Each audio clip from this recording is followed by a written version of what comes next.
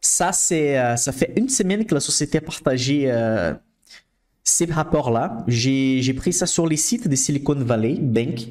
J'ai fait une capture d'écran et j'ai partagé ici avec vous. Ils ont partagé une perte de 1,8 milliard de dollars récemment.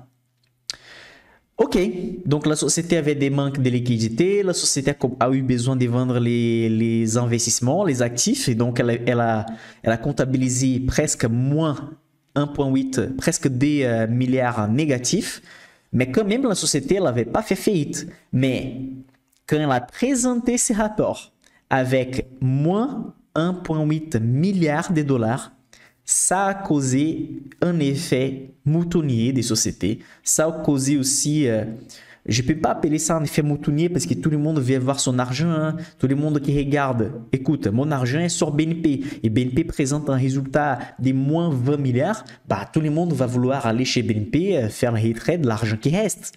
Donc, à partir du moment que Silicon Valley a présenté la perte de presque 2 milliards, panique généralisée.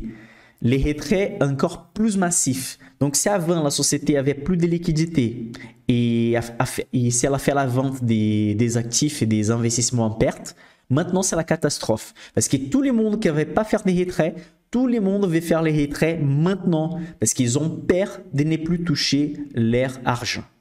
OK? Donc, je vais lire ici avec vous juste quelques petites parties. En annonçant la fermeture des signatures, qui c'est une autre petite banque qui a fait faillite aussi, les régulateurs ont déclaré dimanche que les déposants de la banque et Silicon Valley Bank seraient indemnisés, quels que soient les montants. C'est ça que l'État américain est en train de dire. Les responsables, les gouvernements sont en train de dire que les gens vont recevoir leur argent. Il y a un concept dans la finance qui s'appelle too big to fail. Ça veut dire c'est trop grand pour faire faillite. Normalement, les États, les pays, les présidents, les banques centrales, ils vont protéger les banques lors des faillites parce que ça peut enchaîner plusieurs faillites et toucher tous les systèmes. Ce n'est pas le cas de Silicon Valley. Ce n'est pas une banque vraiment énorme, mais c'est une des banques importantes. C'est pour ça qu'on dit c'est la faillite la plus grande depuis Lehman Brothers en 2008. Donc c'est pour ça que c'est pour ça que Biden et la Banque centrale des États-Unis a déjà rassuré les investisseurs.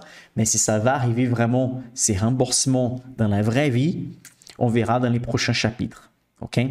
Mais pour l'instant, aux États-Unis, les sociétés sont assurées jusqu'à 250 000 dollars. Donc, c'est plutôt comme ça fonctionne comme ça sur plusieurs pays de l'Europe, pas à ces moments des 150 000 dollars, mais à chaque pays, il y a un montant assuré par la Banque centrale. Par exemple, si vous avez un compte chez Société Générale ou BNP et la banque fait faillite, normalement, jusqu'à un certain montant, l'État va se responsabiliser. Okay?